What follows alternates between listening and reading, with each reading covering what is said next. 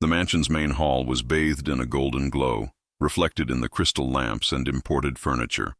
A silent dinner was taking place, with only the clink of silver cutlery breaking the heavy air. The billionaire, owner of empires invisible to the general public, raised his wineglass to his lips with the calm of someone who believes himself untouchable. Suddenly, his hand trembled. The glass fell, spilling a deep red across the Persian rug. His body hunched rigidly and crashed onto the glass table. The impact cracked the crystal, and with it, the gold watch that always marked his perfect punctuality. A murmur ran through the room. Guests stared at each other, paralyzed, as if expecting it to be a staged performance. But the harsh sound of the man's breathing left no doubt. Something terrible was happening. His eyes rolled back, gasping for air, as the silence turned to panic. A shout echoed, "Call the medics!" And the order ran like electricity through the crowd. The security guards made way, racing through the marble corridors. The host's heart seemed to lose strength with every passing second, and the mansion, once a symbol of power, became a stage for fragility. Within minutes, the medical elite surrounded the fallen body. 20 professionals, each dressed in impeccable attire, carried suitcases that resembled technological safes. The mansion had been prepared for emergencies like this, with an internal medical wing worthy of a top-notch hospital. The sound of equipment being opened filled the room, along with the rapid, cold commands. But amidst the calculated movement, there was a subtle tension. No one seemed to truly know what they were facing. The billionaire, who had bought every guarantee of life, now became an enigma before science itself. The clock on the wall read 8:47 p.m. when the first procedures began. Oxygen masks, heart monitors, blood tests were hastily drawn. The body on the table trembled in spasms, fingers clenched like claws trying to hold on to the void. The doctors exchanged complex terms in English and Latin, as if each word were a shield against ignorance. Meanwhile, the guests watched in absolute silence, unable to take a deep breath, as if the collapse were contagious. The air seemed heavier, and each second passed like a century. The billionaire opened his eyes for a moment, and in them was something new. Fear.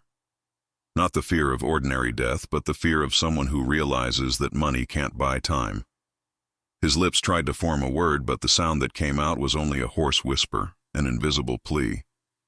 The head physician approached with rehearsed firmness, but his hands betrayed the tension.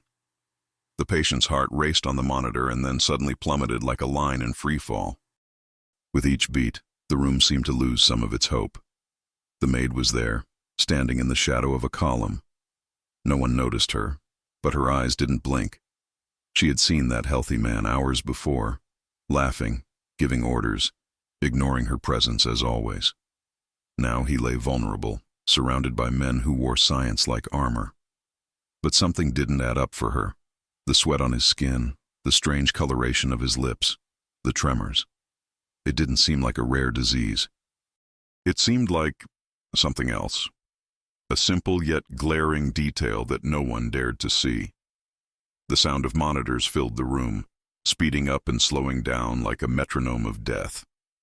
Doctors adjusted syringes, connected cables, and exchanged hypotheses in hushed tones. One suggested heart failure, another spoke of a neurological disorder. But with each intervention, nothing changed. The billionaire's body continued to struggle in silence, his breath tearing through the air like a rusty blade. The gold watch, fallen to the floor, still ticked away, now broken and motionless, like a cruel omen. A thought lingered in the maid's mind. No one was looking at the obvious. She remembered the moment she had set the table, the pitcher of translucent water, the crystal glass that had been used without ceremony. The symptoms were all too familiar, but her voice seemed imprisoned by the invisible hierarchy. Who would listen to the opinion of a woman cleaning? The floor in front of 20 renowned doctors.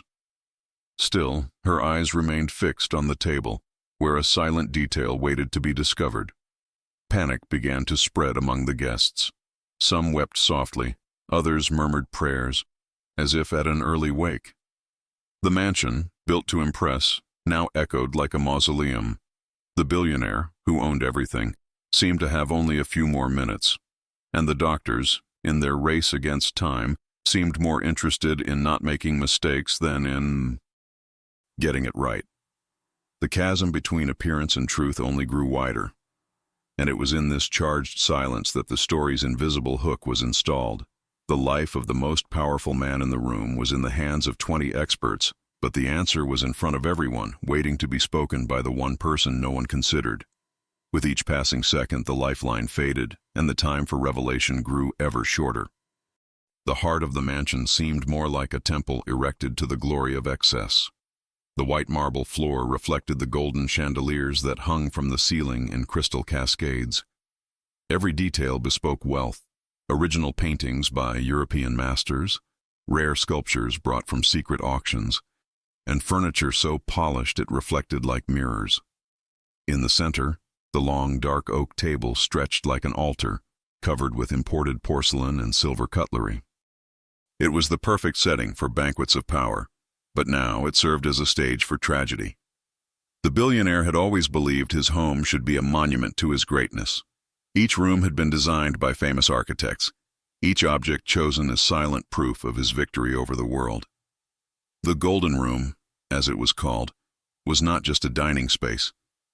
It was a living trophy where guests felt dwarfed by the weight of ostentation. It was here that million-dollar deals were closed over sips of rare wine, and it was there that the host's body, so self-assured, succumbed to the imponderable. As doctors scurried around him, the guests looked around as if searching for an explanation in the wealth.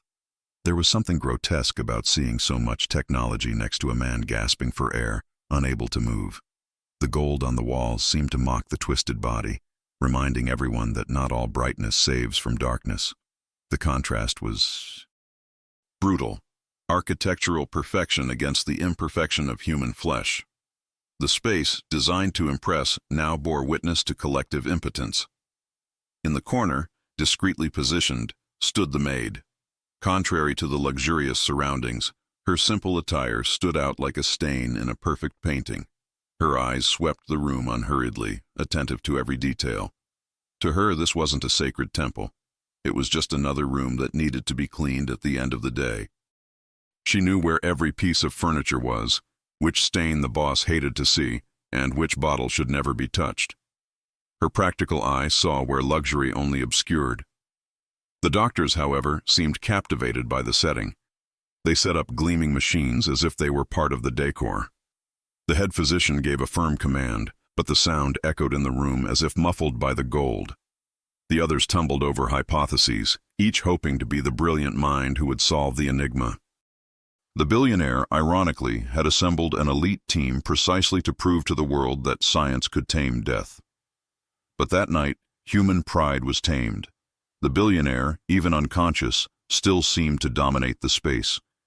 His body stretched out in the center of the table resembled a king at a funeral, surrounded by priests murmuring rituals. The contrast between his pale skin and the gleaming gold around him was almost theatrical. Each beat of the heart monitor seemed to echo off the walls like a somber bell. There was something tragic in realizing that this entire room had been built to glorify him, but now only exposed his vulnerability. The maid watched silently, but her heart was pounding. There were too many details in this scene that screamed for attention. The fallen crystal glass on the floor, the liquid spilled across the Persian rug, the still, almost full water pitcher. To the doctors, they were mere, insignificant distractions. To her, they were clues. She didn't know exactly what to say, or if anyone would listen, but she already felt the weight of carrying a truth that others ignored. Opposite, the guests whispered among themselves, trying to maintain their composure. Some looked at the maid with contempt, as if her mere presence were a nuisance. Others avoided eye contact, overcome with fear. But all, without exception, had an uncomfortable certainty. For the first time, the man who had seemed invincible was at the mercy of chance. And the Golden Room, once a symbol of his victory, now seemed like a gilded cage holding him on the threshold of death. An antique clock, a family heirloom, marked time with deep beats.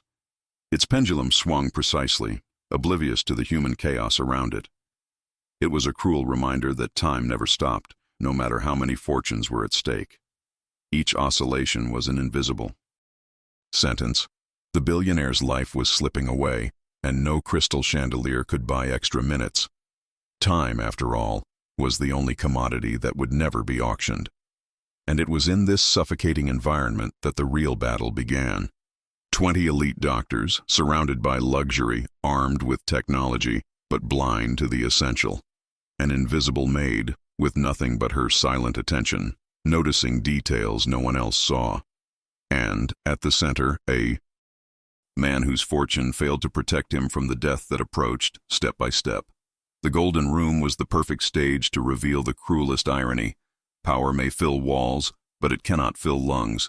The circle of doctors surrounding the billionaire felt more like a war council than a united team.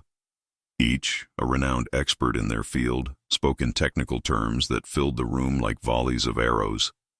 Cardiologists, neurologists, toxicologists, all floated hypotheses as if they were defending their own reputations.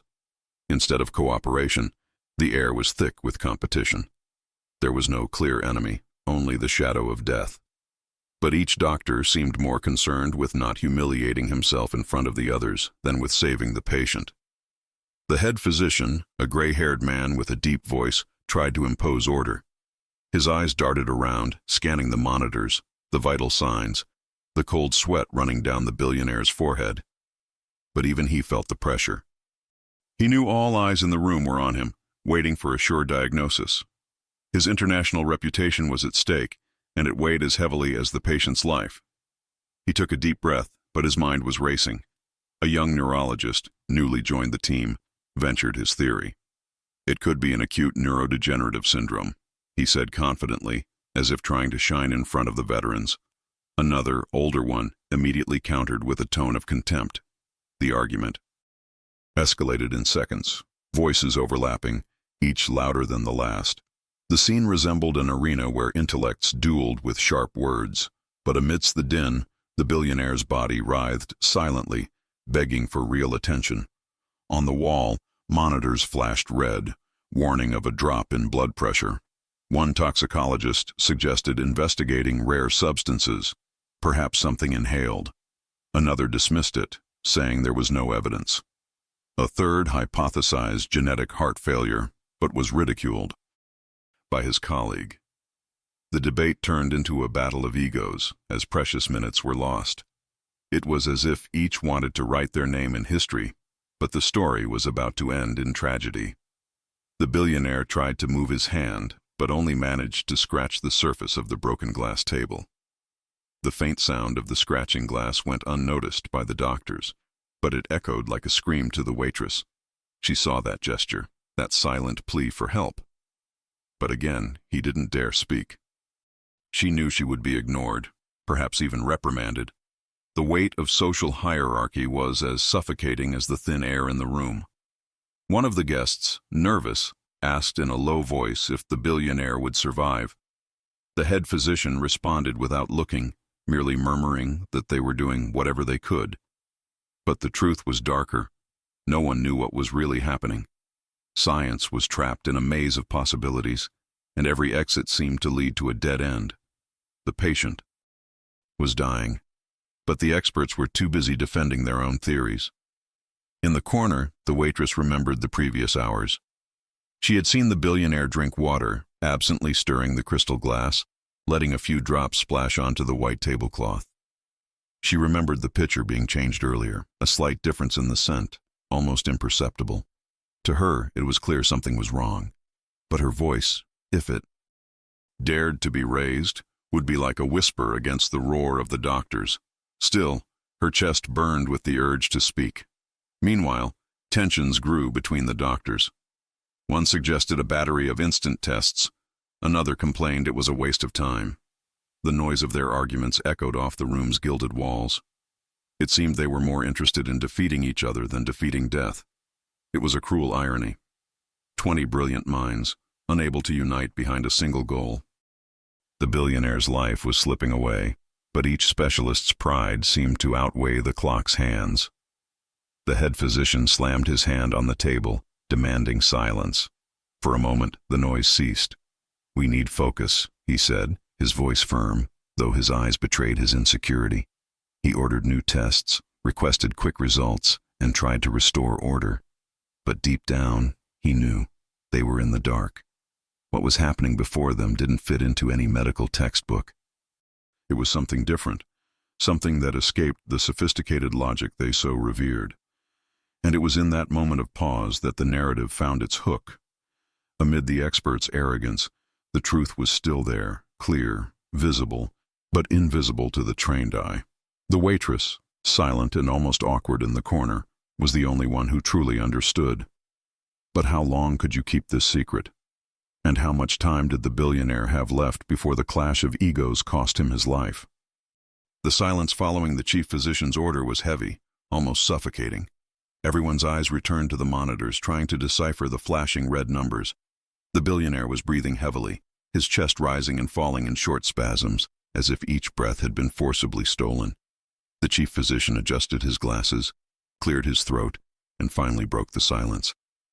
"We're dealing with a rare heart defect. We need to act now." His voice sounded confident, but inside he was unsure. Immediately, 2 cardiologists approached, preparing syringes and advanced monitoring equipment. Wires were connected to the billionaire's chest, sensors glued to his cold, sweaty skin. The monitor began displaying real-time graphs, lines oscillating frantically. The room filled with excitement, of mechanical sounds, continuous beeps, masked breaths, the clicking of instruments being activated. It was a technological symphony, but out of tune with haste and fear. One of the specialists suggested injecting a state-of-the-art stimulant, something capable of reversing the supposed heart failure in seconds. Another hesitated, remembering the side effects. The head physician didn't want to appear indecisive. With a firm gesture, he authorized the procedure.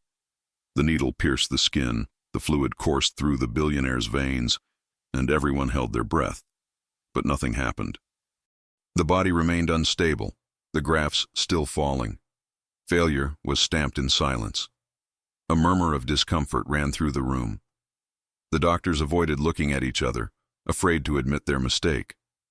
The head physician frowned and pretended to be analyzing complex data, when in reality he was trying to hide his frustration.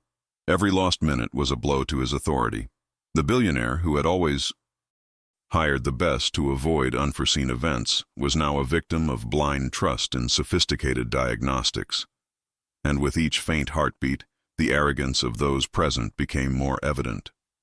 In the corner, the maid watched the scene as if witnessing a strange spectacle. She saw the haste, the desperation masked by professionalism, and felt in her chest that they were going down the wrong path. Her gaze fell again on the pitcher of water, still untouched on the sideboard. There was something wrong with it, but no one seemed to notice. The detail screaming in her mind seemed invisible to the doctor's trained eyes. Meanwhile, the younger doctor insisted, "We need to repeat the cardiac exam. Perhaps we're dealing with a genetic anomaly." The older one huffed, saying they were wasting time. The room once again filled with hushed arguments, each sentence a desperate attempt to reassert authority. The billionaire groaned softly, and his hand clenched as if trying to cling to life. But no one heard that silent call. The noise of voices drowned out the frail breathing. A new exam was performed. Machines whirred, graphs appeared on bright screens, data poured in like a flood of numbers. But the result was the same. Nothing explained the sudden decline in health. The head physician rubbed his face with his hand, trying not to show despair. The heart. Failure theory seemed increasingly fragile, but none of them wanted to admit it. It was easier to insist on the error than to accept that they had no answers. The guests watched the scene like spectators at an absurd play. Some whispered among themselves, others tried to pray quietly. But the general feeling was one of impotence.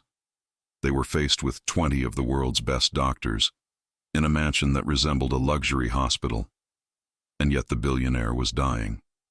The contrast was painful. So much power gathered, and nothing worked. The silence of those present weighed like an invisible accusation. The waitress stepped forward hesitantly. Her heart pounded, as if she were about to shout alone against the chorus of doctors. But she backed away. She knew that if she spoke now, she would be ignored or even thrown out of the room. Still, her eyes never left the picture. With each passing minute, I became more certain that the answer was there, clear as the transparent water no one dared examine. And it was at that moment that the grandfather clock struck 9, filling the room with deep echoes. The sound seemed to mark the failure of the first medical hypothesis. The billionaire's heart remained weak, and the poison, still hidden, remained triumphant. The race against time had begun, and they weren't even running in the right direction. After the first intervention failed, the mood in the room changed dramatically. The once confident doctors now wore tense looks and trembling voices. The head physician ran a hand through his gray hair, hiding the sweat on his forehead, and decided to give way to new ideas. It was then that the neurologist, the same bold young man who had previously been challenged, raised his voice. What if it's not the heart? What if we're dealing with neural poisoning? The sentence hung in the air, heavy, like an accusation. Some doctors looked at each other skeptically, others frowned with interest. The billionaire continued to struggle in mild convulsions, his eyes rolling back, his lips purple. The symptoms, in fact, could point to something beyond heart failure. The neurologist listed signs, pointing to muscle tremors, progressive loss of consciousness, and skin discoloration. It's poison, gentlemen, he concluded with conviction. But no one was ready to accept such. A simple hypothesis in a room full of technology. The chief physician hesitated. A poisoning would mean someone, inside that mansion, had attempted to kill the billionaire. It would be a scandal that would go beyond medical limits and invade police territory, but under pressure, he authorized an investigation into the possibility. The team's toxicologist was called in to analyze bodily fluids, saliva, and sweat.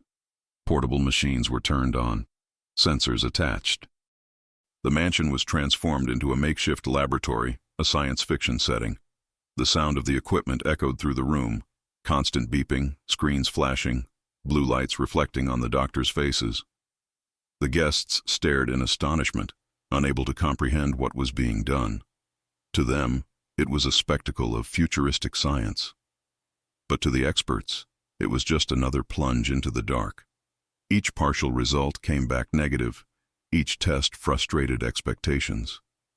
The billionaire continued to teeter between life and death, oblivious to the dance of the machines around him. In the corner, the maid watched with almost painful attention. She didn't need glowing charts to see the obvious. The cold sweat, the irregular breathing, the lost gaze. She remembered similar cases in her own community, when accidental poisonings occurred in simple kitchens. But here, no one listened to the voice of popular experience. Sophisticated knowledge drowned out any intuition. It was as if the poison were invisible simply because it didn't appear on bright screens. The neurologist insisted, now louder, that a chemical agent was at work. He suggested flushing the billionaire's stomach, administering generic antidotes, anything that could neutralize the substance. But the others resisted. Without concrete evidence, we can't risk such an invasive protocol, the head physician countered. The debate turned into yet another battle of arguments. Meanwhile, the billionaire's body arched in pain, as if it were the silent stage of a tragedy foretold. An older toxicologist shook his head. If it were poisoning, we'd already see signs in the tests. But at that exact moment, a new spasm ran through the patient's body, knocking over an empty glass on the table. The sound of the crystal breaking echoed through the room, like an unheeded warning. The maid's eyes widened. For her, the answer was already obvious. But she still lacked the courage to speak. Her silence weighed as heavily as the doctor's mistake. The guests were beginning to lose their composure. Murmurs filled the air, some demanding another doctor be brought in, others accusing those present of incompetence. The confidence surrounding the billionaire's name was crumbling along with his health. The mansion, accustomed to quiet negotiations and grand banquets, now reverberated in chaos. It was as if luxury had become a prison, where science shone but illuminated nothing. The head physician closed his eyes for a moment, trying to breathe deeply. His mind raced in circles, lost in complex diagnoses. He knew every second was crucial, but the lack of answers paralyzed him. "Continue the tests," he ordered firmly, even though he was inwardly trembling. Undoing. It was a desperate attempt to maintain control over a scenario that was slipping from his grasp. And as the devices continued searching for invisible answers, the grandfather clock chimed again, marking 9:15. Each chime was a cruel reminder. The billionaire's life was slipping away before 20 experts. The second guess seemed as flawed as the first, but amid the failure of the greats, the maid's silent eyes fixed on the detail that could change everything. The doctor's agitation filled the room like a gale. Cables were connected, needles inserted, commands given loudly. But amidst this storm of science, there was a silent presence that no one noticed. The maid, standing in the shadow of a column, observed every detail with almost painful attention. Her eyes darted between the billionaire's body, the fallen glasses, and the untouched pitcher on the sideboard. For her, the answer was there, glaring, but invisible to the others. She clearly remembered setting the table hours earlier. She'd smelled a strange odor in the water, something metallic, but had thought it was just an illusion. Now, watching her boss convulse and the doctors fail in their theories, her memory throbbed like a warning. The cold sweat, the tremors, the color on her lips. It wasn't a rare disease. It was poisoning. But how dare she say it out loud in front of 20 doctors who treated her as if she were invisible? The neurologist continued to insist on his hypotheses, ordering more tests, defending the use of poison. Other doctors ridiculed him, claiming a lack of evidence. The scene was almost theatrical, an audience of shocked guests, a stage of doctors fighting for the spotlight, and in the center, the dying body of a man who had bought every guarantee against death. But death respects no contracts. With every passing minute, his presence became more real in the room. The maid took a deep breath, trying to suppress the urge to intervene. She knew that if she spoke, she would be ignored, or worse, humiliated. She'd seen it happen before. Her job was to clean, serve, disappear, not to offer an opinion. Still, the instinct burned inside her like fire. It was as if every weak beat of the billionaire's heart was a reminder that silence would cost her dearly, but her fear was equally strong. What if she was wrong? The billionaire let out a deep groan, his eyes half closed and staring blankly. His breathing was shallow, as if he might run out at any moment. Doctors scrambled to administer new emergency measures, administering mild shocks, adjusting medications. The monitor's sound increased the tension, beeping in irregular rhythms. But nothing seemed to work. It was as if the body was resisting on its own, without any real help. Amidst the confusion, the maid noticed a detail no one else had. The tablecloth had a barely noticeable stain, left by a dropped glass. She approached discreetly, as if simply to adjust something out of place. She felt the damp cloth, brought it to her nose, and recognized it immediately. It wasn't just water. The metallic smell returned, insistent. Her eyes widened. The answer was there, but no one wanted to hear it. The guests began to whisper louder, nervous. Some accused the doctors of incompetence. Others wondered if they should call the police. The pressure on the staff increased by the minute, but none of them allowed themselves to look at something as simple as the pitcher of water. It was as if the luxury of the surroundings had blinded everyone to the obvious reality. And yet, the maid knew that the truth lay precisely in what seemed banal. She bit her lip, holding back the urge to scream. The contrast was unbearable. 20 brilliant minds lost in sophisticated theories, while the crucial clue lay just feet away. She remembered the times her grandmother would talk about homemade poisons, the signs the body displayed. Everything fit together. But how could she compete with machines, monitors, and doctors with gilded diplomas? Her voice in that environment would be nothing but noise. The head physician raised his voice again, ordering new tests. The frustrated young neurologist insisted there was poison, but was drowned out by his colleagues. The room seemed to spin in circles, like a wheel that never moved forward. The billionaire, increasingly weak, became a prisoner of this dispute. And the maid, silently carrying the key to the truth, felt crushed by helplessness. And it was in that instant, as the machines beeped in despair, that she realized, if she didn't speak soon, it would be too late. The line between courage and fear was thinning with each passing second. The poison was right in front of them, hidden in plain sight. But the crucial question remained. Would anyone be willing to listen to the unseen voice that could save the most powerful man in the room? The room now seemed divided into two worlds. On one side, the billionaire's weakened body, ready to give way. On the other, 20 doctors vying for an invisible throne of wisdom. Voices rose in volume, each specialist defending his hypothesis tooth and nail. The chief physician, trying to assert authority, was constantly interrupted. The neurologist insisted on poisoning. The cardiologist screamed about a genetic flaw. The toxicologist denied both, saying there was a lack of evidence. Intellectual chaos reigned supreme. The sound of the machines mingled with the discussions, creating a dissonant symphony. The billionaire convulsed, but it seemed like a minor detail in the clash of egos. The older doctor lashed out with sharp words at the younger, who insisted on his thesis. Each sentence sounded less like science and more like wounded pride. The patient, ironically, became a stage for vanity. His life slipped away, but the doctors were blinded by the need to defeat each other. One of the guests, unable to contain his indignation, stood up. "You're fighting while he dies," he shouted. The head physician, without turning around, replied curtly, "If you don't trust us, you can leave." The silence that followed was suffocating. The statement revealed more than arrogance. It showed a fear of losing control, of admitting they didn't know. The weight of their reputation was so great that they preferred to insist on their mistake rather than confess their ignorance. The billionaire became hostage to his own choice to have only the best. The maid in the corner watched in disbelief. To her, there was no difference between the doctor's pride and the boss's whims. Both were blinded by vanity. While the doctors spoke in technical terms, she only saw the basics. A poisoned man, the sweat, the skin color, the vacant stare. But how could she say this out loud without being ridiculed? The weight of social hierarchy bound her tongue like invisible chains. A new exam began. Blood tubes were passed from hand to hand. Machines analyzed data. Graphs appeared on bright screens.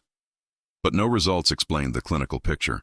The head physician insisted it was only a matter of time before they found the right answer. The neurologist shook his head in frustration but continued speaking. The cardiologist, irritated, accused his colleagues of distraction.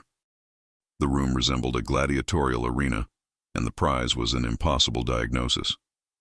The billionaire opened his eyes for a moment, only to close them again. Discreet tears streamed down the face of his wife, who was among the guests. But no one consoled her. Everyone was too focused on their own theories. Human pain, vulnerability, were invisible in the face of the spectacle of science.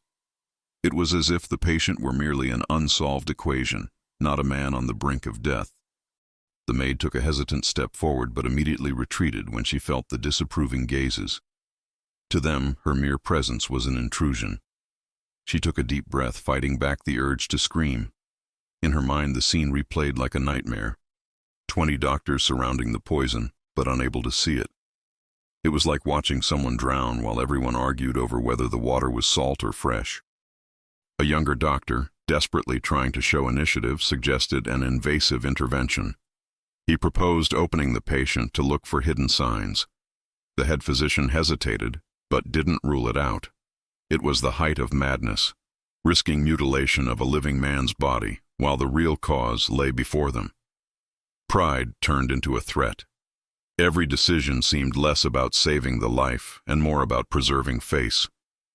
The guests murmured uneasily, but they were powerless against the doctor's authority. The sound of the antique clock filled the silence, marking the time that slipped away. The billionaire was growing frail, and the minutes became invisible blades, cutting his life to shreds. The doctor's pride wouldn't allow them to back down. None of them wanted to be the first to admit defeat. And it was in this vanity-laden environment that the story reached its next breaking point. Medical pride had transformed the room into a courtroom of egos. The patient, nearly lifeless, was merely a pretext for arguments. But amidst the noise, the maid's watchful eyes remained fixed on the forgotten detail. She knew. The truth lay not in machines, but in something so simple it seemed ridiculous. The poison waited, and time was running out. The billionaire's body began to tremble more intensely, as if every muscle were being shot through with invisible electrical discharges. Doctors rushed in desperately, adjusting cables, changing syringes, racing against a clock no one could stop. The heart monitor began to beep rapidly, then fell into near silence. The ebb and flow of sounds became a cruel spectacle, reminding everyone that life could be snuffed out at any moment. One of the cardiologists administered a new dose of medication, hoping to stabilize his heart. The effect was instantaneous but frightening. The billionaire's body arched, letting out a guttural scream before falling back into a state of extreme weakness. His hands clenched, his lips now almost blue. The chief bit his lip, unable to hide his fear. With each passing second, the room became more of a deathbed than a healing space. The guests, who had been murmuring among themselves until then, now wept openly. A woman fainted, being supported by another attendant. The mansion's luxury had lost its luster. Nothing else impressed them except the proximity of death. The billionaire, who had always been the dominant figure, now seemed small, vulnerable, fragile before everyone. The contrast between the grandeur of the room and the man's fragility was painful, almost unbearable to watch. In the corner, the maid observed every detail, her heart sinking. Her gaze fell on the broken crystal glass, the damp stains on the tablecloth, the untouched pitcher. Everything screamed inside her, but her voice remained choked. The fear of being ignored or ridiculed outweighed her urgency to speak. Still, the certainty grew in her chest. If they didn't do something soon, it would be too late. The neurologist, seeing the situation worsen, once again raised the poison hypothesis. His voice was louder, firmer, but he still received looks of contempt from his colleagues. The toxicologist shook his head, insisting that the tests didn't confirm it. The chief physician, torn between the team's arrogance and fear of the truth, hesitated to make drastic decisions. Meanwhile, the billionaire approached a point of no return. Time was his relentless enemy. The antique clock on the wall read 10:02 and the patient's breathing faltered for several long seconds. The silence that followed was suffocating. Suddenly his body gasped for air again, as if it had emerged from underwater. The sound filled the room with momentary relief, but also with dread. The billionaire was clinging to life, but with diminishing strength. The feeling that death was stalking the room was inescapable. The doctors tried to maintain their composure, but their nervousness was evident. Hands trembled, orders contradicted each other, and confidence had vanished. The team that should have been a precision army now seemed lost in a maze. The head physician was sweating, his impeccable white coat now marked with dark stains. He knew that if the patient died, everyone would be questioned, and he would be the first to fall. The waitress closed her eyes for a moment, taking a deep breath. Her mind screamed, "Tell the truth." But her feet were still glued to the floor. She felt crushed by the invisibility of her position. To everyone there, she was nothing more than a shadow, someone who should shut up and obey. But how could she remain silent when the man's life was slipping away before everyone's eyes? The dilemma tore at her consciousness like a blade. The guests began to pressure the doctors, demanding answers, begging for solutions. But nothing came but empty promises and repeated procedures. With each intervention, the billionaire grew weaker. The neurologist, increasingly frustrated, looked around as if searching for allies, but found only gilded walls and incredulous looks. Pride and fear had turned the team into accomplices in the tragedy. And so, the Golden Room became a room of agony. The billionaire, once the absolute lord, was on the verge of death, and no one seemed able to stop it. With each chime of the clock, life drained away like sand in an invisible hourglass. But in the corner, the waitress knew there was still a chance. Only one question remained. Would you have the courage to stand up to 20 doctors and reveal the secret they refused to see? The head physician, who had maintained a facade of confidence until then, began to crumble before everyone's eyes. His face was pale, sweat beaded on his forehead, and his hands trembled as he leafed through the incomplete reports. He knew the situation had spiraled out of control. With each desperate look from the guests, I felt the crushing weight of responsibility. The life of the most powerful man in the room was in his hands, and he had no answers. On impulse, he ordered an invasive procedure, serial injections, aggressive monitoring, a desperate attempt to do something so as not to appear inert. The doctors obeyed silently, though hesitantly. The room filled with rapid movements, syringes being prepared, tubes connected, lights flashing. But behind every gesture, uncertainty lingered. It was science transformed into theater, a spectacle of control to hide the truth. They were lost. The billionaire reacted with a choked cry as the first injection coursed through his veins. His body arched, his eyes widened in shock, and then fell back into the shadow of unconsciousness. The monitor spiked wildly, alarms blaring like war sirens. The head physician pressed his lips together, ordering immediate adjustments. But nothing had any lasting effect. It was like trying to hold water in your hands. The guests were in a panic.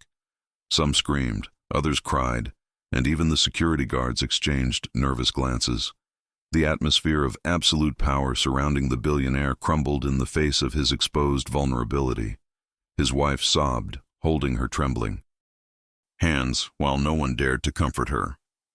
The chief physician pretended to ignore it, focused on numbers and commands, but deep down his mind was broken. The fear of failure had already taken over. The neurologist, still insistent, tried again. "This is poison. We must act accordingly." But the head physician silenced him with a brusque, almost violent gesture. "Enough." His voice echoed through the room, charged with anger and despair. The silence that followed was heavy, suffocating. The gesture revealed more than authority. It revealed a cornered man, willing to deny any possibility that might destroy his reputation. Accepting the poison meant admitting error. Meanwhile, the maid bit her lip in the corner of the room. She knew the chief physician was wrong. She knew time was running out. But the invisible barrier between them seemed insurmountable. Who would listen to the words of a simple servant against a renowned specialist? Her chest burned with the urge to scream, but her throat remained closed, as if fear had a hand holding her tightly. The billionaire began convulsing again. This time, it was more violent. His body writhed on the glass table, the sound of bones cracking echoing in the gilded room. The monitors blared incessant alarms, numbers plummeting like avalanches. The team rushed in desperation, applying compressions, trying to stabilize a heart that seemed to have given up. It was the abyss opening before them, and everyone knew it. The head physician squeezed his eyes shut, took a deep breath, and ordered a last resort. Prepare defibrillation. The pads were brought out, the billionaire's body exposed. Conductive gel spread, energy accumulated. Charging. 3, 2, 1. Shock. The body arched under the electric shock. The eyes opened blankly, then returned to blankness. The monitor responded with a few sharp beats, but soon returned to wavering weakly. Despair filled every corner of the room. The guests screamed. Some knelt. Others stared in disbelief. The mansion, once a temple of power, was now a theater of humiliation. The head physician was on his knees, still holding the tablets, his breath coming in short gasps. Defeat was evident in his eyes, but he would not give up. Not out of altruism, but because his career, his reputation, his very life were at stake. He refused to accept failure. And it was in this state of despair that the tragedy approached its breaking point. The billionaire, with each shock, with each senseless intervention, was slowly being destroyed. The doctors no longer saw a man, they saw only a battlefield to save their own honor. But in the corner, the maid knew. They weren't just making mistakes, they were killing. And with each second lost, the chance of reversing it diminished. Pride had become a death sentence. The chaos in the room had reached its peak. Alarms blared incessantly. Doctors shouted contradictory orders, and the guests clung to each other in despair. The billionaire was on the brink of death, each breath a desperate effort. It was at that moment that the maid, previously invisible, felt something inside her break. The fear that had silenced her gave way to a raw courage, born of instinct. Her eyes fixed on the pitcher of water. It was now or never. She stepped forward, hesitant but firm enough to command attention. "Watch the water." Her voice rang out quiet at first, but clear enough to cut through the noise of the room. Some doctors ignored her completely, others stared at her with contempt. The head physician, panting, shot her a quick, impatient glance. "Go back to your seat," he said, as if speaking to an inconvenient child. But she didn't back down. The guests looked at her, confused. The contrast was stark. A simple woman in a worn uniform, daring to raise her voice amidst the world's medical elite. The maid's heart pounded, but her conviction grew. "He drank from that jug," she insisted, louder now. Her voice trembled, but her words were firm. The room for a moment seemed to freeze. Even the alarms seemed less shrill under the weight of her boldness. The neurologist, eager for support, turned immediately. "She's right. It could be the poison we're ignoring." His voice echoed, but was drowned out by the protests of the others. The cardiologist laughed disdainfully. "We're surrounded by cutting-edge technology, and we're going to listen to a maid?" The sentence was cruel, but it reflected the collective thinking. Prejudice was as strong as the invisible poison ravaging the billionaire's body. The maid didn't back down. Her eyes burned and her breath was shallow, but she didn't stop. "I set this table. I smelled something strange in the water. It's poisoned. I know it is." The room erupted in murmurs. Some guests glanced at each other uncomfortably. Others began to doubt the doctors, thinking that perhaps the simple voice was the only lucid one in a sea of arrogance. The balance of power was shifting. The chief physician, embarrassed and furious, slammed his fist on the table. "Enough! We will not base decisions on employee superstitions." His voice echoed like a sentence. The silence that followed was oppressive. The maid lowered her eyes for a moment, feeling the weight of humiliation. But deep down I knew I had planted a seed of doubt. And faced with 20 brilliant blind minds, one doubt was enough to erode certainties. The billionaire convulsed again, interrupting the struggle. His body arched as if torn from within, his lips foamed, his eyes rolled in despair. Doctors rushed in, adjusting machines, but nothing changed. The grandfather clock struck 10:30, marking the inevitable descent to the end. And at the back of the room, the maid kept her eyes fixed on the jar. It was the silent proof everyone refused to look at. The guests began to press. "What if she's right?" A man in a dark suit murmured. "Why not check?" The head physician huffed, dismissing it, but the tension grew.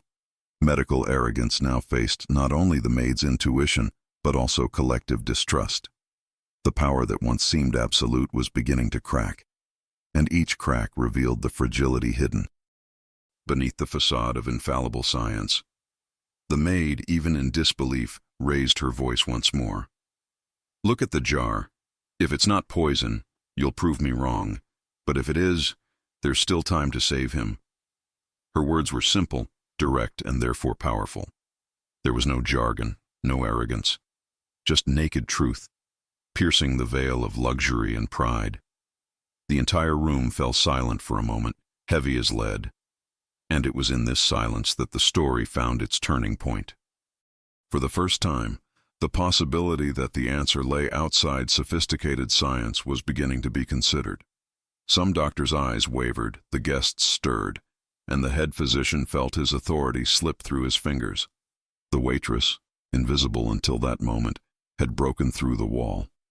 The voice no one wanted to hear now echoed in every golden corner of the room. The gilded hall fell into an uncomfortable silence after the maid's boldness. The guests' eyes, previously fixed on the doctors, now wandered in doubt. The head physician tried to regain control, but his voice sounded frail. He insisted on protocols, tests, complex hypotheses. But the crystal decanter, resting intact on the sideboard, seemed to glow like a silent figure. It was a simple object, yet charged with a deadly secret. The maid kept her eyes fixed on her. Every detail seemed like a scream. The faint residue at the bottom, the strange reflection of the light, the memory of the metallic smell. As the doctors discussed, her mind returned to the scene of setting the table. She clearly remembered changing the tablecloths, filling the glasses, watching the chef drink. And now she linked each symptom to the liquid that rested there, invisible and lethal. The neurologist, feeling encouraged, spoke again. What she said makes sense. The symptoms are consistent. Cold sweats, tremors, seizures, all classic signs of poisoning. His voice echoed, but was met with skeptical looks. The cardiologist snorted loudly, dismissing it as a coincidence. The toxicologist insisted they'd already run tests, and nothing indicated toxins. But his words no longer carried the same weight. The guest's confidence was shaken. The billionaire was breathing with increasing difficulty. His skin now displayed purple blotches, and his lips were almost black. The heart monitor beeped desperately, as if screaming that time was running out. Each chime of the antique clock felt like a punch to the chest of those present. The scene was no longer just medical, it was a raw, unfiltered human drama. Life was slipping away before everyone's eyes, and no one dared face the simplicity of the truth. The maid, even though cornered, took another step forward. Her eyes shone with determination. "Look at the glass," she said, pointing to the broken crystal on the stained tablecloth. "The smell is there. It's in the fabric, the pitcher, everything." Her voice lacked the weight of science, but it had the strength of experience, and for the first time some guests nodded discreetly, as if recognizing her as the only lucidity in the room.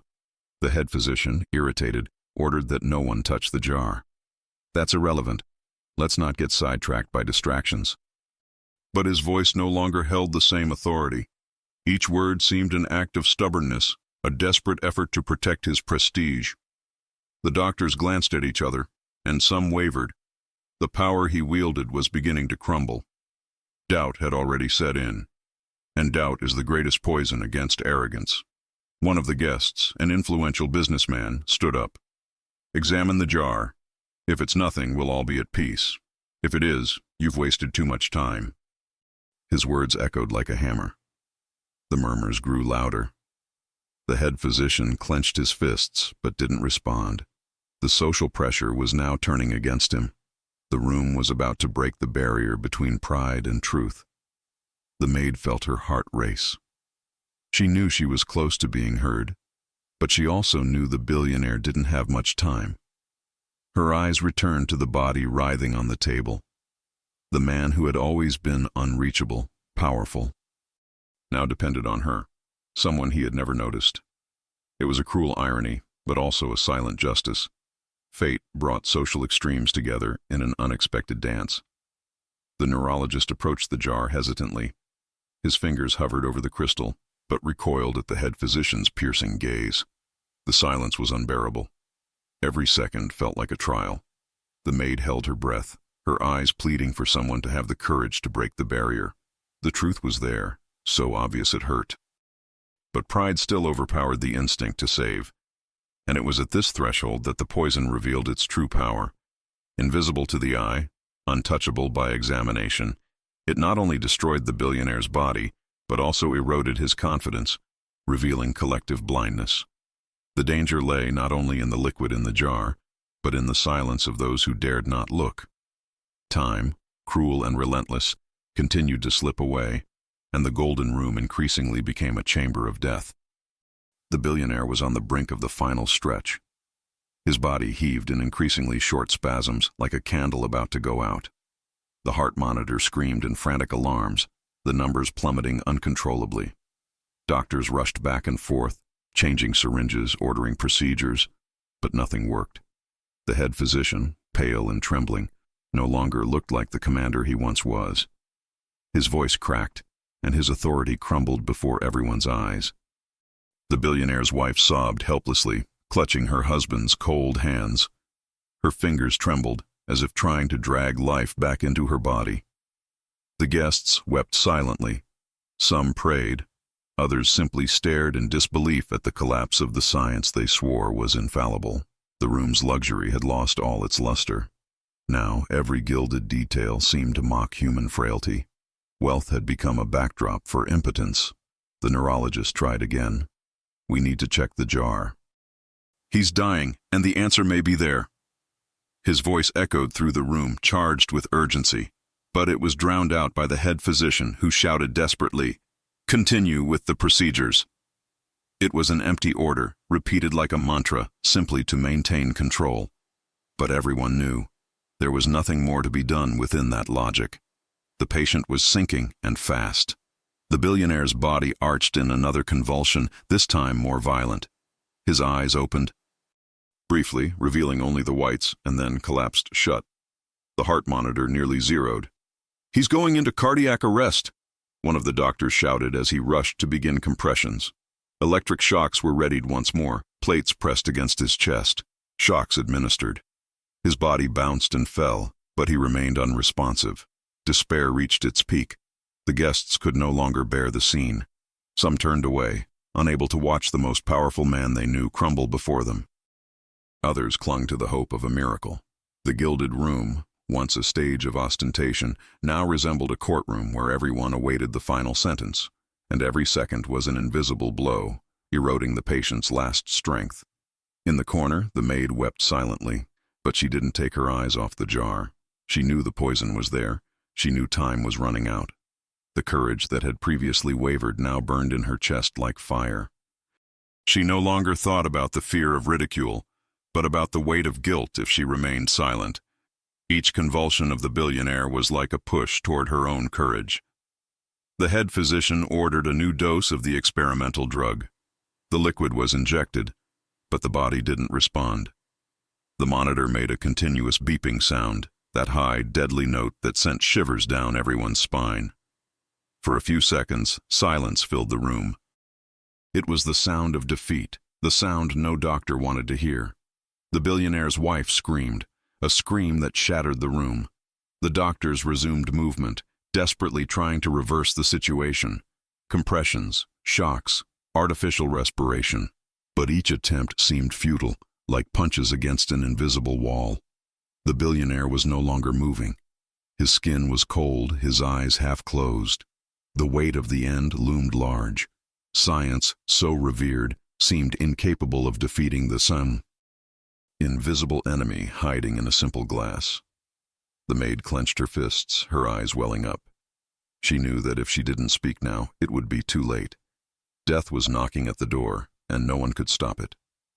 She took a deep breath, gathered all the strength remaining in her soul, and prepared to scream the scream that could change everything. The gilded hall, full of luxury and vanity, was about to hear the voice she had always ignored. And it was at this threshold that history suspended itself. Between life and death, between pride and humility, between silence and revelation. The billionaire was seconds away from crossing the point of no return, and only an invisible voice could break the final barrier. The grandfather clock struck once more, each chime sounding like a warning. Time was up. The silence following the continuous beeping of the monitor was like a death sentence. The doctors looked at each other, pale, trying to decide whether to admit the end. The billionaire's wife sobbed. The guests murmured prayers, and the head physician trembled, his hands still on the defibrillation pads. It was in this atmosphere of despair that fate intervened. One of the young doctors, nervous and in a hurry, bumped into the sideboard. The glass shook, and with a crash, the water jug fell to the floor. The impact echoed through the room like thunder. Water splashed across the marble, flowing like an uncontrolled river. The smell that emerged was unmistakable, metallic, acidic, something that discreetly burned the nose. The guests recoiled, some bringing their hands to their faces. The waitress's eyes widened, her heart racing. Finally, the proof was there for all to see. The poison, previously invisible, was revealed in a simple detail. The odor that no sophisticated test had detected. The neurologist immediately dove into the puddle. He leaned over, inhaled cautiously, and suddenly recoiled, coughing. "This isn't ordinary water." he shouted hoarsely. The other doctors gathered around, some in disbelief, others already in shock. The head physician clenched his fists, his face contorted in anger and humiliation. He knew, in that instant, that he had ignored the obvious answer out of pure pride. The gilded room was now permeated with the scent of truth. The maid, her voice trembling but firm, pointed to the liquid. "I told you. I knew it was poisoned." Her eyes filled with tears, not just from fear, but from the frustration of having been silenced for so long. Some guests looked at her with respect, others with shame for not having believed her sooner. The contrast was clear. Where arrogance had failed, simplicity had prevailed. The toxicologist, in shock, knelt beside the puddle.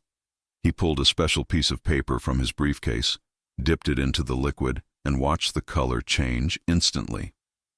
"It's toxic," he confirmed, his voice cracking. The revelation fell like a bombshell in the room.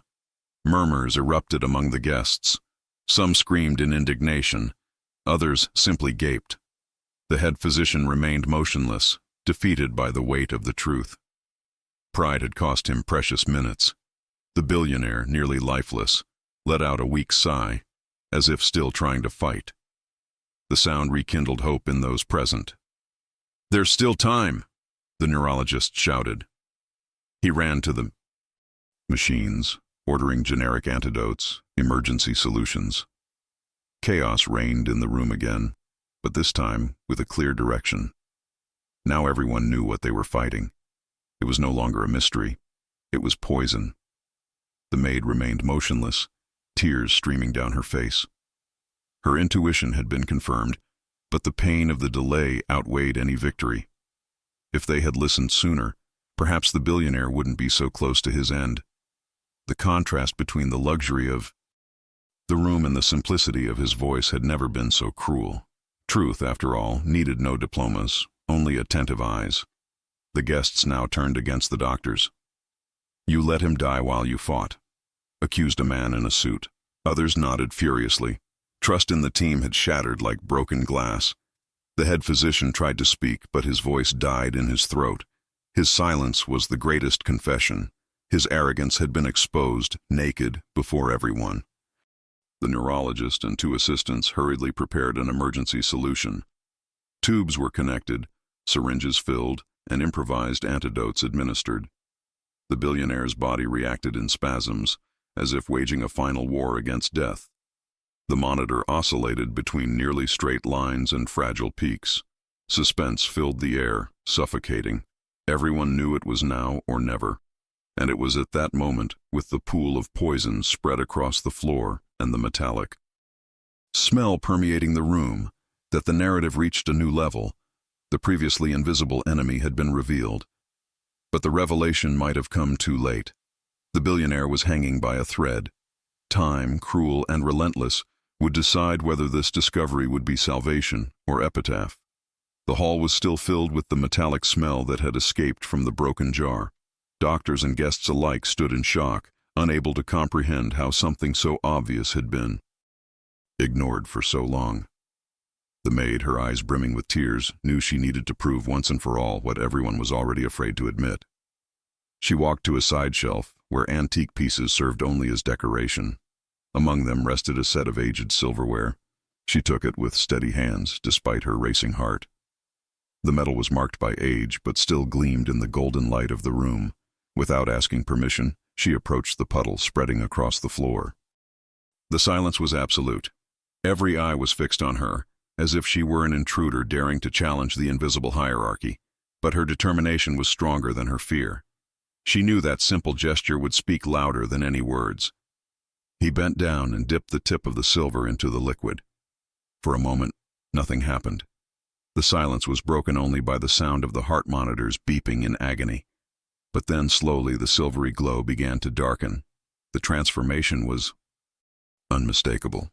The metal oxidized before everyone's eyes, turning a blackened hue, as if its own poison was etched into its surface. A collective murmur filled the room. Some guests clapped their hands over their mouths. Others recoiled in horror. The neurologist nodded in confirmation. "It's poison," There's no doubt anymore. The toxicologist, previously skeptical, closed his eyes and sighed in defeat. The head physician, pale, dropped the instruments he was holding. The proof was irrefutable. No technical discourse could erase the evidence before them. The maid held up the tarnished piece of silver for all to see. "I told you so," she said in a low but powerful voice. The contrast was overwhelming. A simple woman, using nothing but an old piece of cutlery, had disarmed the entire arrogance of the medical elite. The silence that followed was heavy, as if each had been struck by the truth. Science had been defeated by a domestic gesture. The billionaire, nearly lifeless, let out a frail sigh. His lips moved, but no sound came out. Still, the scene breathed new life into those present. The neurologist rushed to the machines, demanding antidotes. "We don't have time for protocols," he shouted, his voice filled with desperation and urgency. For the first time, the medical team acted united, guided not by pride, but by the need to save. The guests began to stir, some shouting orders to the doctors, others kneeling in prayer. The atmosphere, once stifled by arrogance, now pulsed with the raw tension of survival. The billionaire's wife, teary-eyed, grabbed the maid's hand. "Thank you. Thank you for not giving up." The simplicity of the gesture crossed invisible barriers, uniting two women separated by different worlds. The chief physician, destroyed inside, remained motionless. His eyes fixed on the blackened metal were eyes of defeat. He knew his career, his authority, everything had shattered along with that jar. But there was still something, the greatest thing at stake: the patient's life. With a thread of humility, she murmured, "Do whatever it takes." The phrase sounded like surrender. The maid, still clutching the blackened cutlery, retreated into the shadow of the column. Her mission was accomplished. She had proven the truth everyone refused to see. Now it was up to the doctors to act quickly. But in her heart, she knew the revelation had come too late. The poison had penetrated deep, and the battle for life would be decided in moments. And it was in this setting of irrefutable evidence, tears, and tension that the narrative reached the climax of its revelation. The poison, finally exposed, showed its invisible face. The luxury of the room, the gleaming machines, the doctor's diplomas, nothing had been worth more than the watchful eye of someone who had always been ignored. But the question remained, was there still time to save the billionaire, or would the discovery merely confirm his inevitable death? The room seemed to hold its breath along with the billionaire. The heart monitor fluctuated in faint, almost opaque lines as the doctors prepared for one last attempt. Now there was no doubt. The poison was in his body, coursing through his veins like a silent sentence. But the big question was there still time to reverse it? Every eye was glued to the body on the table, every second weighing like a hammer. The neurologist took the lead, his voice firm amid the chaos. "We need to administer the antidote now. We can't wait for lab results." Some doctors hesitated, but their resistance was no longer strong. The head physician, defeated, simply nodded in agreement. For once, there was no argument. It was time to act. The antidote was prepared, a syringe loaded with everyone's hope. The billionaire's wife held his hand, tears streaming down her face. "Please come back, please," she whispered, her voice breaking. The guests gathered, forming a silent semi-crown around the table. The contrast was stark. Men and women accustomed to power, now reduced to impotence in the face of death. And in the corner, the maid watched, her heart torn between hope and fear. The syringe pierced the billionaire's skin. The liquid coursed through his veins, invisible but charged with anticipation. The monitor reacted with slight fluctuations. Everyone held their breath.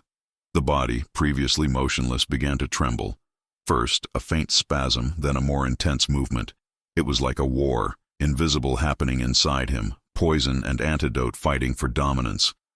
The silence in the room became unbearable. Suddenly, his body arched, letting out a choked cry. His eyes opened for a moment, glassy and empty, before closing again. The monitor spiked wildly, sending doctors scrambling around the table. "He's responding," the neurologist shouted. It was the confirmation everyone had been waiting for. But it wasn't victory yet. The billionaire was on the brink, caught between life and death. His wife clutched his hand tightly, as if she could pull him back with love alone. "Don't leave me," she repeated, her voice echoing through the hall. The guests wept, some kneeling, others in deep silence. The gilded luxury of the room seemed to vanish before the brutality of the scene. It was as if the entire world had shrunk to a single heart struggling to beat. The chief physician, though shattered, approached. His hands trembled, but he still knew what to do. He adjusted the machines, ordered additional compressions, and instructed the team. He was no longer the arrogant commander he'd been before, but a man trying to make amends for his mistakes. For the first time that night there was humility in his gestures, but time was still a merciless enemy.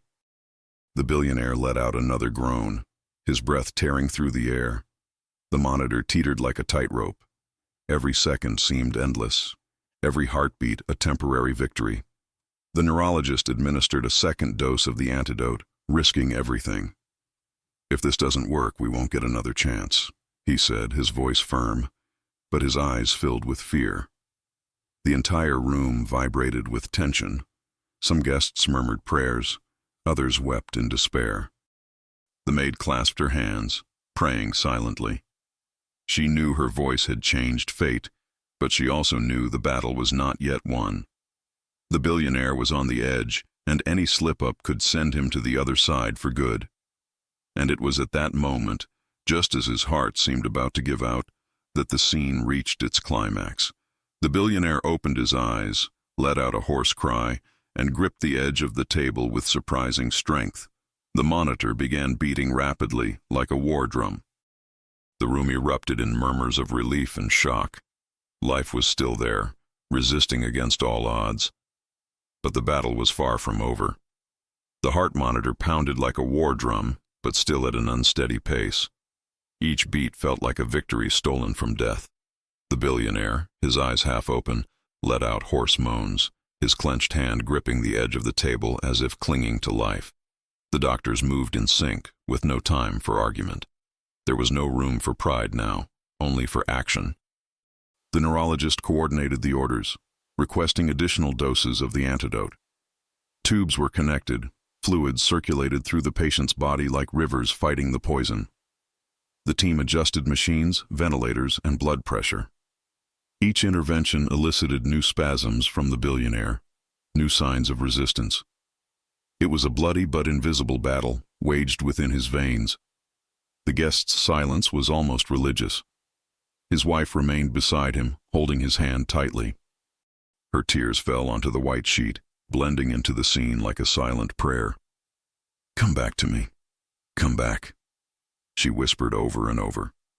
The billionaire, even in his delirium, seemed to react to the touch. His body trembled, but his fingers tried to squeeze back. It was as if love were a second current of strength alongside the antidote. The head physician, still overcome with shame, approached to help. His hands no longer trembled. He applied compressions, checked for signs, and instructed the team in a firm but unassuming voice. For the first time that night, there was no arguing, only unity. Each doctor worked as part of a whole. It was science in its purest form, serving life. The minutes dragged by like hours. The monitor oscillated between peaks of hope and troughs of terror. The entire room watched in silence, as if the very air depended on that heartbeat. With each chime of the antique clock, the guests cringed, fearing it would be the last. The billionaire, however, insisted on resisting.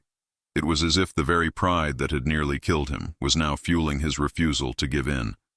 Then, suddenly, the monitor stabilized with a loud thump. A steady, steady sound of life echoed through the room. The billionaire's body relaxed, his breathing becoming less irregular. A collective sigh swept through the room, easing the tension that had gripped everyone for hours. His wife burst into tears, falling onto his chest. It was as if life had been restored by a thread. The guests burst into applause and tears, unable to contain their emotion. Some knelt, others raised their arms in thanks. It was a spectacle of raw humanity, the opposite of the cold luxury that usually reigned in that room. The victory over the poison wasn't just medical, it was moral. Humility had conquered arrogance, and everyone knew it. The maid watched the scene in silence, tears in her eyes. There was no pride in her expression, only relief.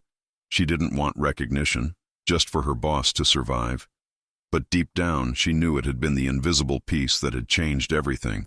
The detail no one wanted to see had saved a life, and that was greater than any applause. The head physician took a deep breath, staring at the team. His gaze was heavy, filled with regret. He approached the maid and, in a low voice, said, "You were right all along." It was an unexpected moment of surrender, a silent apology. The contrast was stark. A man who thrived on power now bowed to humility. And so, with the billionaire stabilized and the poison vanquished, the gilded room became a stage for reflection. The final rescue had not only been of a body, but also of a forgotten value. Truth can come from where one least expects it. Luxury, science, and arrogance had failed. But attentiveness, courage, and simplicity had triumphed. The gilded ballroom was silent after the frenzy of the rescue. The billionaire lay there, breathing heavily, but alive. The heart monitor thumped regularly, a reminder that life still pulsed. The guests watched in reverent silence, as if they had witnessed a miracle. The poison had been defeated, but the scars of that night would never be erased. The wife, still holding her husband's hand, wept with relief. Her eyes searched the maid's face, which remained discreet, almost hidden behind the column. In an unexpected gesture, she stood up and walked toward her. In front of everyone, she took her hands and said, "You're the one who saved him." The words echoed through the room, breaking down the social barrier that separated the two women. The maid lowered her eyes humbly. "I only told you what I saw," she replied, her voice low but firm. Yet everyone knew it wasn't just that. She had stood by the truth when no one would listen. She had faced scorn, silence, prejudice, and still she had persisted. The contrast was painful. 20 doctors with cutting-edge technology had failed, while one invisible voice had made the difference. The head physician approached slowly. His face was etched with shame, and his hands still trembled. He faced the maid and, in front of everyone, bowed his head. "Forgive me," he murmured. The gesture was simple, but weighty. It was an acknowledgement that arrogance had nearly cost a life. The entire room stirred, surprised by the surrender of the man who had previously seemed unshakable. Some guests approached, thanking the maid. Others were speechless with shame for having ignored her. The exhausted neurologist confirmed aloud, without her, he would be dead. The phrase sounded like a final sentence, etched in everyone's memory. Power, luxury, and knowledge had failed. Humility had won. Meanwhile, security guards entered the room. The police had already been called, and the broken jar was now evidence of a crime. The poison had not been an accident. Someone had tried to kill the billionaire. The mansion, once a scene of wealth, was transformed into a scene of investigation. The guests looked at each other uneasily. Who would have dared? The mystery still lingered, but the truth of that night was already clear. The billionaire opened his eyes slowly, weak but aware. His gaze sought the maid's. For a moment, the two stared at each other in silence. There were no words, but there was gratitude, something he had never shown before. It was as if, for the first time, he saw this woman who had always been invisible. The gesture was small, but charged with silent justice. The room, once filled with noise and arrogance, now breathed a deep sense of reflection. The guests spoke in hushed tones, as if afraid to break the lesson they had learned. The doctors remained silent, bearing the weight of their failure, and the maid, still with tears in her eyes, knew she would never be seen the same way again. That night had changed everything. The grandfather clock struck once more, its chimes echoing deeply off the gilded walls. It marked not only the passage of time, but also the turning of an era. Arrogance had been exposed, pride humbled, and simplicity had triumphed. Each chime seemed to reinforce the invisible moral that hung in the air. Truth needs no titles, only courage. That night, everyone learned a lesson that gold, diplomas, and machines couldn't teach. Truth can come from the most unexpected places. 20 elite doctors, proud of their knowledge, failed in the face of something simple, and an invisible voice, that of the maid no one could hear, was the only one able to see the obvious. The billionaire survived, but he was forever scarred. Not by the wealth he nearly lost, but by the humility he finally gained. Because in the end, what saves a life is not prestige, but the courage to tell the truth, even when no one wants to hear it. What about you? If you were in that room, would you have believed the doctors or the maid? Leave your opinion in the comments, because your perspective might inspire others. If you enjoyed this story, please leave a like to support the channel. If you haven't subscribed yet, subscribe now so you don't miss the next exciting stories. And share this video with someone who needs to hear this lesson. Sometimes the simplest eyes see further than the most sophisticated science.